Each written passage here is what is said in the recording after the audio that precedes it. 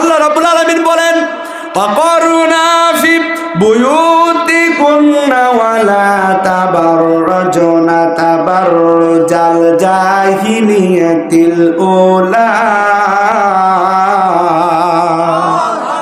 মহিলারা খবরদার, জাহিলিয়াতের যুগের মতো চলাফেরা করবেন না। জাহিলিয়াতের যুগের মহিলারা কেমন ছিল? উলঙ্গ ছিল, বেহায়াপনায় লিপ্ত ছিল, তাদের ভিতরে কোনো শরিয়া ছিল না। জিনা করতো, ব্যভিচার করতো, মদ পান করতো, তাদের ভিতরে কোনো শরিয়া ছিল না, তাদের ভিতরে কোনো বাধ্যবাধকতা ছিল না, সবাই বেপরোয়াভাবে চলাফেরা করত। আজকালকার যুগেও দেখা যায় মুসলমানের ঘরের সন্তান হয়ে বেহায়াপনা বেপরদায় চলে, এমন মানুষ আছে না নাই? এমন মহিলা আছে না নাই? কথা বলে আছে না নাই? বর্তমানের পোলা মাইয়ার সমান সমান মাপ, লম্বা চুল কাটিয়া মাইয়া মাথায় লাগাই ক্যাপ। জানপুরে হয়তো নাই, আছে? এটা আওয়াজ দেন, আছে? এ ভাই চলবে চলবে। বর্তমানের পোলা মাইয়ার সমান সমান মাপ, লম্বা চুল কাটিয়া মাইয়া মাথায় লাগাই ক্যাপ। আল্লাহ রে কোন দুনিয়ায় পাঠাইলাই আমারে, ও আল্লাহ রে, আল্লাহ রে কোন জামানায় পাঠাইলাই আমারে। জিন্সের প্যান্ট শার্ট পরিয়া রাস্তায় হাইটা যায়, বললাম না মাইয়া হিডা বুঝা বড় দায়। কথা বলে ঠিক কিনা? জিন্সের প্যান্ট শার্ট পরিয়া রাস্তায় হাইটা যায়, বললাম না মাইয়া হিডা বুঝা বড় দায়।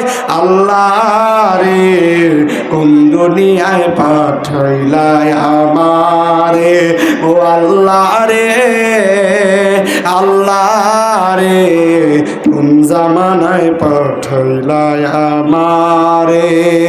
হিন্দি গানের টান মারিয়া রাস্তায় হাইটা যায়, কারো কারো গানে আবার বুকটা ফাইটা যায়।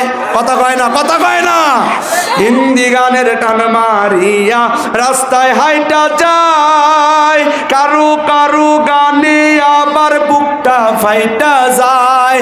আল্লাহ রে কোন দুনিয়ায় পাঠাইলাই আমারে। বর্তমানের পোলা মাইয়ার দেখো কি কারবার, মাইয়াই সামনে পোলাই পিছে হুন্ডারি ড্রাইভার। এ কথা কোন আছে না নাই? বর্তমানের পোলা মাইয়ার দেখো কি কারবার, পোলাই পিছে মাইয়াই সামনে হুন্ডারি ড্রাইভার। আল্লাহ রে কোন জামানায় পাঠাইলাই আমারে, ও আল্লাহ রে, আল্লাহ রে কোন দুনিয়ায় পাঠাইলাই আমারে। মারহাবা কোন। এমন মহিলা আমাদের সমাজে আছে না নাই? এ জোরে বলেন আছে না নাই? এমন মহিলা আছে রাস্তা দিয়ে হেঁটে যায়, উপরে বান্ধিছে স্কার্ট কিন্তু নিচে পড়ছে জিন্সের প্যান্ট। কথা কয় না, আছে না নাই? আপনারা হয়তো দেখেন নাই, আমরাও রাস্তাঘাটে চলাফেরা করি তো আমরা দেখছি। 14 তারিখে আমার মাহফিল ছিল রংপুর, রাস্তা দিয়ে যাইতেছিলাম তো আমরা দেখছি। তা আমাদের জেলায়ও নাই, সিরাজগঞ্জে কি আছে? আছে?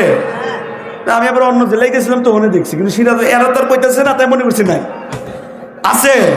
তাহলে এমন মহিলারা কি আমার আর আপনার সন্তান কিনা? কারো স্ত্রী, কারো সন্তান। কথা কয় না? কারো বা বোন, কারো বা, ঠিক কিনা? একজন মহিলা উপর 4 জনের অধিকার থাকে যারা তাকে শাসন করবে, বাধ্যবাধকতা করবে। 1 নাম্বার হলো তার বাবা। 1 নাম্বার কে? জোরে বলেন কে? ভাই ক্লাস করা লাগবে, জোরে বলেন কে? 2 নাম্বার হলো বাবার পরে বড় ভাই, জোরে বলেন কে? আর একটু জোরে বলেন কে? এরপরে যিনি শাসন করার যোগ্যতা রাখেন, শাসন করার ক্ষমতা রাখেন, এরপরে তিনি হইলেন স্বামী, মারহাবা কইবেন না, জোরে বলেন কে? স্বামী, জোরে বলেন কে? স্বামী যখন কোনো মায়ের যখন স্বামী মারা যায় তখন তার উপর ক্ষমতা দেখাবে, অর্থাৎ তাকে শাসন করবে তার বড় ছেলে। মারহাবা কন। তার মানে কয়জন শাসন করতে পারে? এই 4 জন যদি শাসন না করে, 4 জন যদি কথা না বলে, তাহলে তাদের 4 জন তারা জাহান্নামী হবে। কথা কার? ঠিক কিনা? আমার ভাইরা, যে কথা বলতেছিলাম, তাহলে মহিলাদের নিয়ে যে কথা বলতেছিলাম, মহিলাদের পর্দা করা লাগবে, স্বামীর খিদমত করা লাগবে, 5 ওয়াক্ত নামাজ পড়া লাগবে, এরপরে ইসলামী আন্দোলন করা লাগবে। মারহাবা কইবেন না? তাহলে একজন মানুষ পরিপূর্ণভাবে এই একজন মহিলার জন্য 4টা আমল যদি সে ঠিকঠাকভাবে করতে পারে, আশা করা যায় তিনি জান্নাতি হবে। আপনাদের কি কষ্ট হচ্ছে ভাই? আপনাদের কি কষ্ট হচ্ছে? তাহলে মহিলাদের পর্দা করার দায়িত্ব আছে না নাই? এই দায়িত্ব হলো স্বামীর, সন্তানের, ঠিক কিনা? এরপরে হলো তার বাবার। কিন্তু মেনাইনে পরে টেনে পরে একদিন মাহফিলে গেছি, ডাক দেখায়, হুজুর আমার ছোট মেয়ে একটু দোয়া করেন। আমি তো মানুষ ছোট, আমার বয়স আর কয় বছর। বললাম ঠিক আছে নিয়ে আসেন। যাই দেখি এমন মেয়ে নিয়ে এসে আমার থেকেও 3 বছরের বড়। কথা কয় না, আমার থেকে 3 বছর পরে। এক বলে আমি দোয়া করব, কইলাম যেই দোয়া করবো, দোয়া কাজে লাগার আগেই আল্লাহর গজব আসবে, তাড়াতাড়ি সরান। দোয়া আমি করছি, চোখ বন্ধ করে দোয়া করছি। আমার ভাইয়ের এমন মানুষ আছে না নাই? তাহলে মহিলাদের পর্দা করা কি নফল? নফল? ফরজ? কার হুকুম? তাহলে মহিলাদের পর্দা করানোর দায়িত্ব আমার আর আপনার, ঠিক কিনা? মা বোনদেরকে বলতে চাই, আম্মা আপনারা স্বামীর সাথে খারাপ ব্যবহার করবেন না। আমি জানি স্বামীদেরও দোষ আছে, কারণ স্বামী তো সুন্দর করে স্ত্রীর কাছে যায়, কিন্তু কোনোদিন কোনো হাদিয়া নিয়ে যায় না। এখানে যারা আছেন বলেন তো দেখি, কোনোদিন কি কোনো স্ত্রীর কাছে হাদিয়া নিয়ে গেছেন? হাদিয়া নিয়ে গেছেন?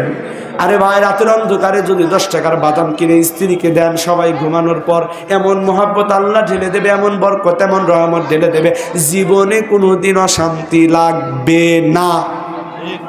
কিন্তু জীবনে তো কোনোদিন দেন নাই। জায়গায় রহিমের মা বাড়ি আসো, বাড়াও, বাদ দাও, কামে যাওয়া লাগবে না। আছে না নাই? নিকৃষ্টতম ব্যবহার, কুকুরের মতো ব্যবহার। তরকারির যদি কোনোদিন একটু নুন ঝাল তেল কম হয়, এটা কি রানছোস? কি রানছোস? আমি বাড়িতে হারো দিন কাম করি আর তুই বাড়িতে বসে ঘোরস। এমন মানুষ আছে না নাই? মা বোনদের তো দোষ দেওয়া লাভ নাই, আগে আপনাদের ঠিক হন। জীবনে তো কোনোদিন স্ত্রীর একটা সালাম দিলেন না। সালাম দিছেন কোনোদিন? কইতে পারবেন? তাই হুজুর শরম করে, স্ত্রীর কাছে গেলে শরম করে। আপনি দেন আল্লাহু আকবার, কিন্তু যারা তো দেন চুপ করে বসে যে সব ভালো মানুষের দল। আপনার আজকে থেকে স্ত্রীকে সালাম দেবেন। আজকে আলোচনা শোনার পর বাড়িতে যাইয়া স্ত্রীকে একটা সালাম দেবেন, আসসালামু আলাইকুম। আবার মা বলে না, মনে মনে ভাইবেন না যে ঠেলায় মনে পড়ছে এই জন্য সালাম দিতেছে। দোষ তো 2 তরফারই আছে, ঠিক কিনা? 2 তরফাকে ইহসান করে চলতে হবে, ঠিক কিনা বলেন? আমার ভাইয়েরা, যে কথা বলতেছিলাম সামান্য একটু আপনাদেরকে আর একটু বোঝায় দেই। তাইলে আমাদের আলোচনা ছিল হযরতে খাদিজার কাছে, মনে আছে? কথা কয় না, মনে আছে? আমার ভাইয়েরা, খাদিজার কাছে ছিল আমাদের ওয়াজ, ঠিক কিনা? খাদিজা ডাক দিয়া বলে, নবীজি আপনার কোনো টেনশন নাই, আমি আপনার স্ত্রী, আপনার সাথে আছি।